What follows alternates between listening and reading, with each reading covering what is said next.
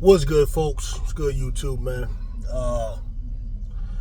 Flash Speaks back, man. Another video. We're going to take a quick little lunch break early. You know what I mean? So, the Philadelphia Eagles, are looking forward to a game against the red hot New Orleans Saints right now.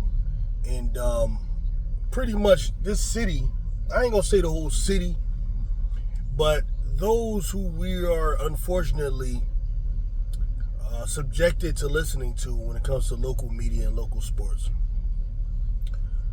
are pretty much doing what they've always done. They're very predictable. Some of them are in panic mode. Many of them, don't believe in the team anyway.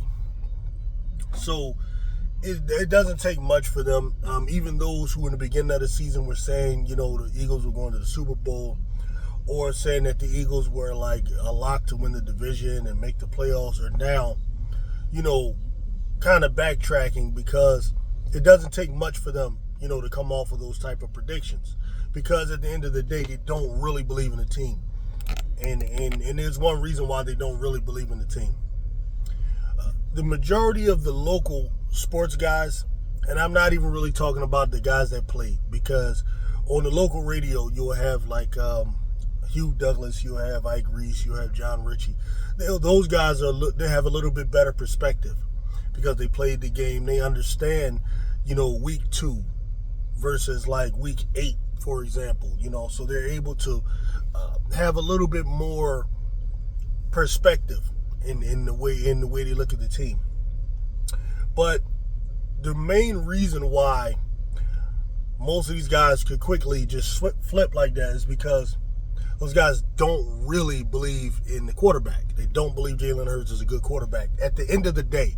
They won't come out and admit that. But deep down, if you really get to the core, those guys, and I'm talking about Joe DeCamara, for definitely Joe Giglio, and for a lot of you people who aren't local people, you know what I mean? I guess this doesn't really speak to you, but I'm just trying to give you what's going on in my mind right now, because I've been listening to this stuff and so on.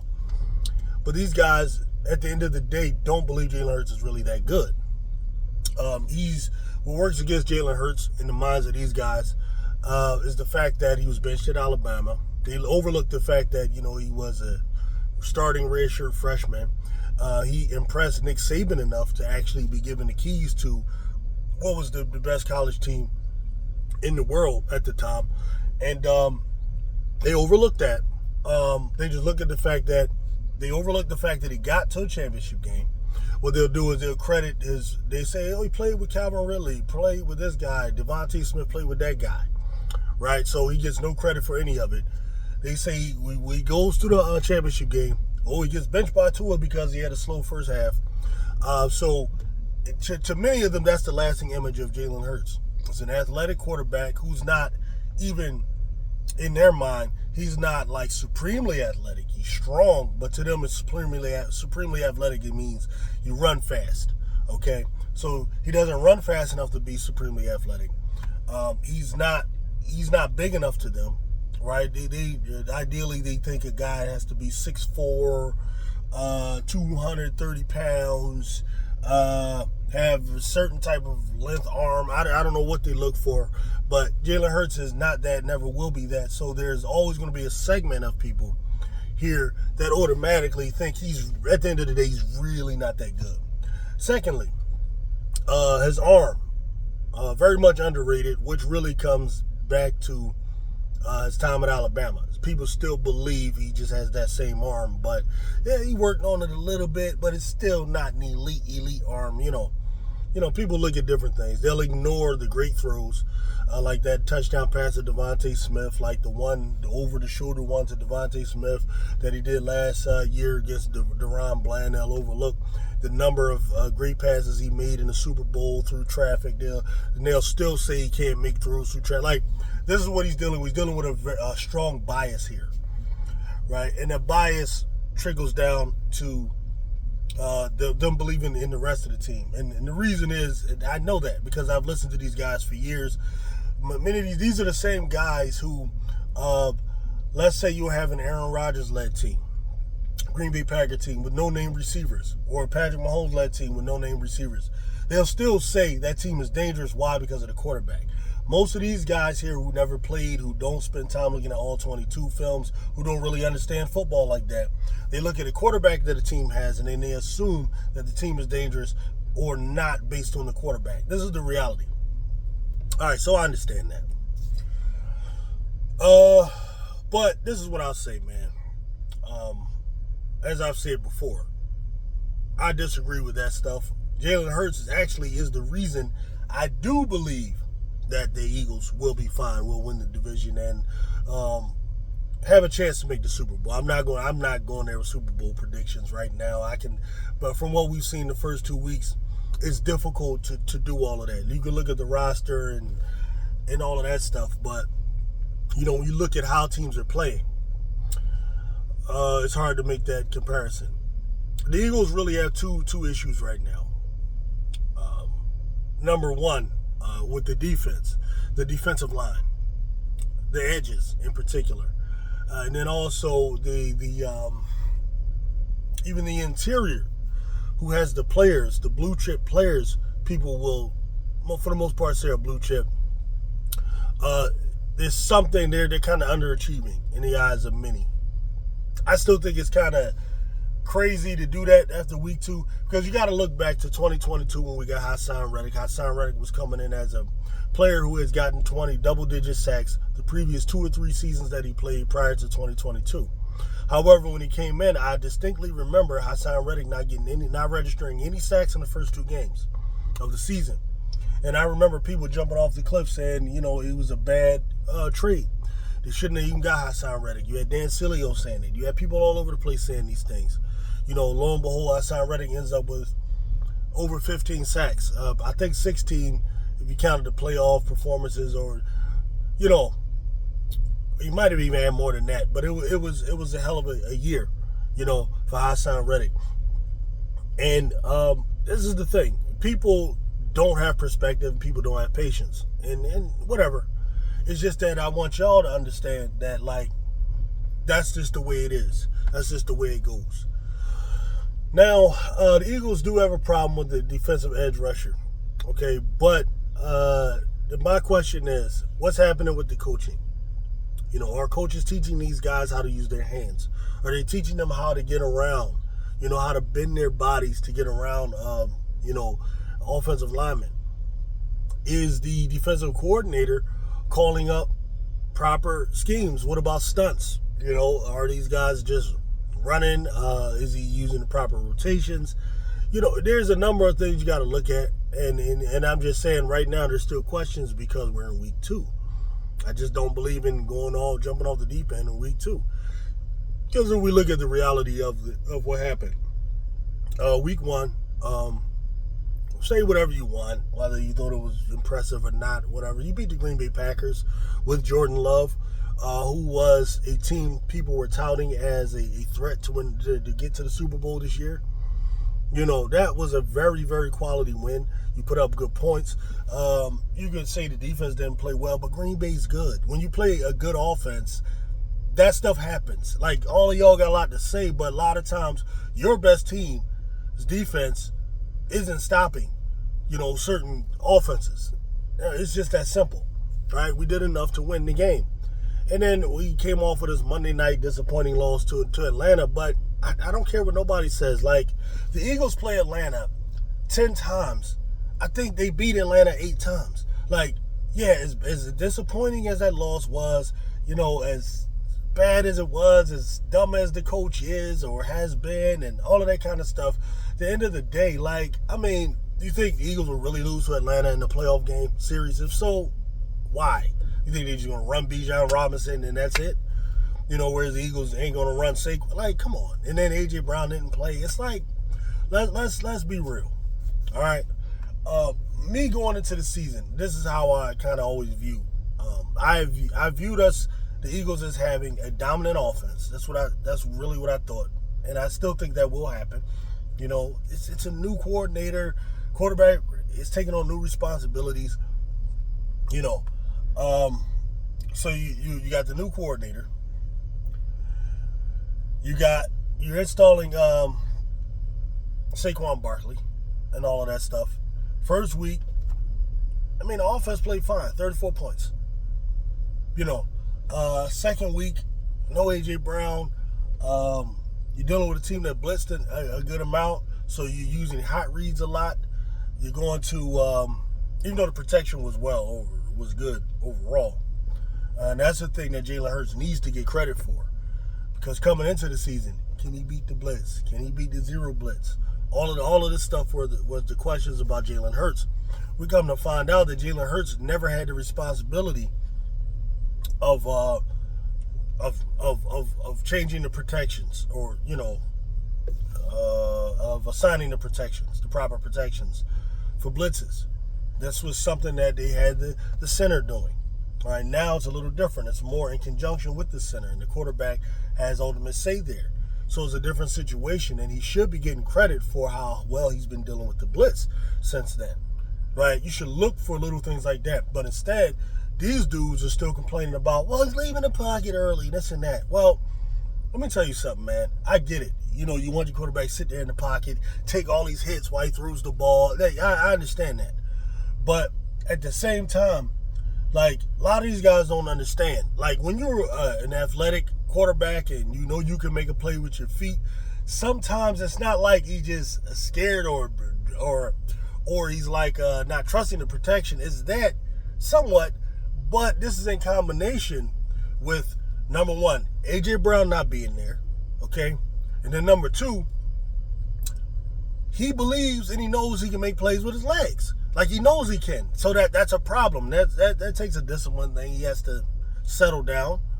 But it's not just scared and itchy like a pocket passer who just throwing the ball away just to avoid hits. No, he knows he can make plays.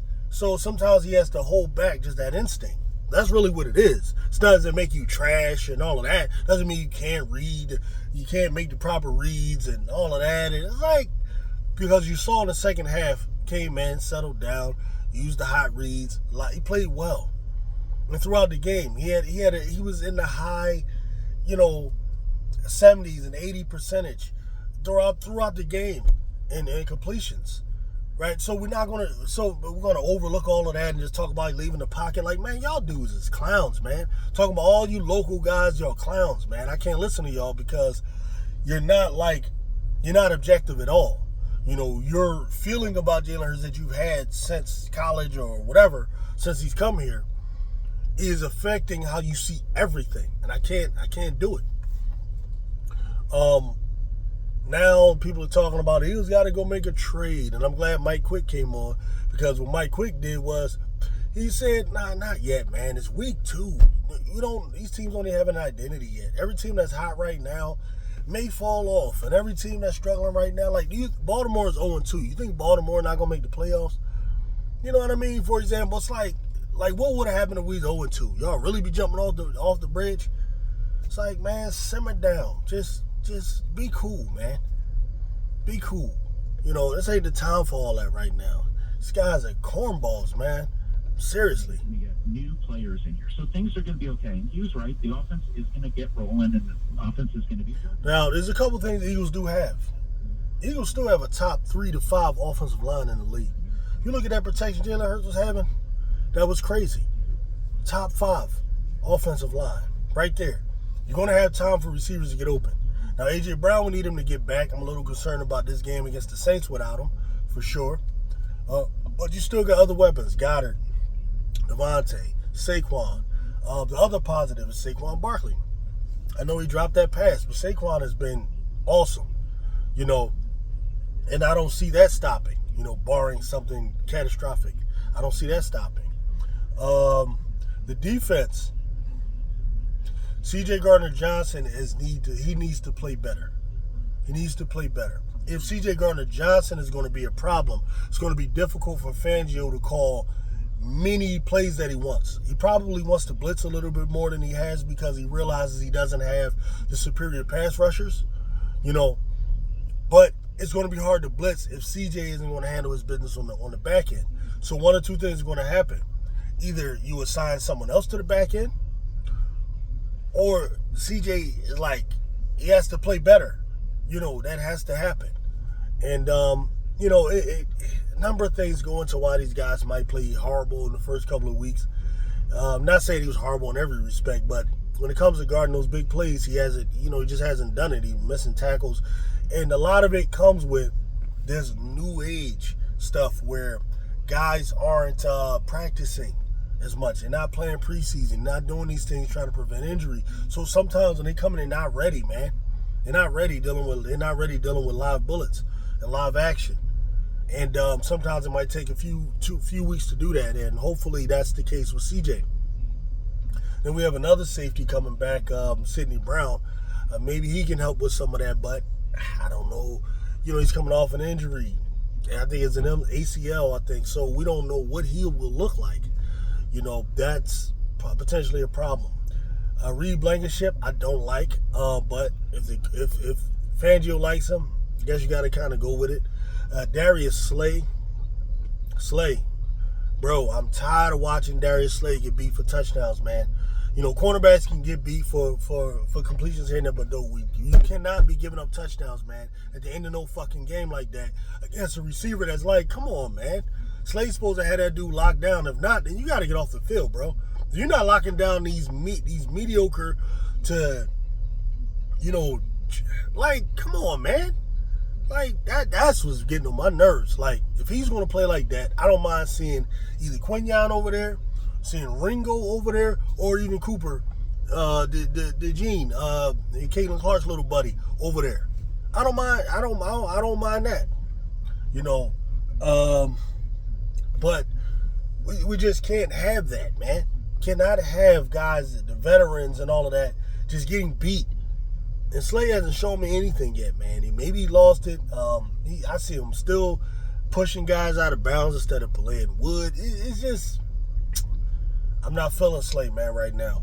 The linebacking core, Bond had a good game, and then he followed that up with, not much. I guess we can't expect greatness every week with him. I don't know what's going on with Devin White. Hopefully it's really just an injury, and not a decision, because the decision is based on who's really beating him out that in spectacular fashion. Nakobe? I guess Nakobe's playing fine, but is it that spectacular to where we don't want to see what a Devin White would do out there, like against the run? Give me some grown men that are ready, that hit hard and are hungry. Like Devin White right now, you talking about a contract year. He wants to show out. I just want a guy with that type of hunger and that type of motive on the field, period. I don't know what the deal is with that. What I was kind of hoping is that this is what we would be this year. We'd be a team who's kind of like led by the offense, the quarterback, and everything. And then we would have a defense that gradually gets better as the year goes along. And that's what I'm kind of hoping. Now, you got the Saints coming in who red hot. Maybe you can catch them slipping. I don't know. I doubt it. They're going to be at home with the dome. Like, I'm not giving my prediction right now, but I don't really feel good about the game. We'll see what happens, man. You got Alvin Kamara playing out of his freaking mind. They got speedy receivers all over the place that are just like big play guys. They run that damn offense that's giving everybody fits right now. I don't know how Vic is going to deal with it, and I don't know. I think Vic kind of knows theoretically how to slow it down. I do believe that, but if your players, man, if CJ and these guys are going to keep getting beat on big plays, you don't have a shot. You don't have a shot. You got to be more disciplined, man. You got to be in the right spot. You got to be more disciplined, or you don't have a shot. It's just that simple. So, those are just my thoughts on all of that, man. Just wanted to drop something. I know I've been missing for a little bit. I had a hectic day yesterday. A lot of work. Couldn't putting anything out. So, we will be going live at some point this week for the Eagles. Look out for that. We'll be advertising that soon. We're going to have a couple of guests come on and speak, man. I'll get with y'all later, man. Peace out.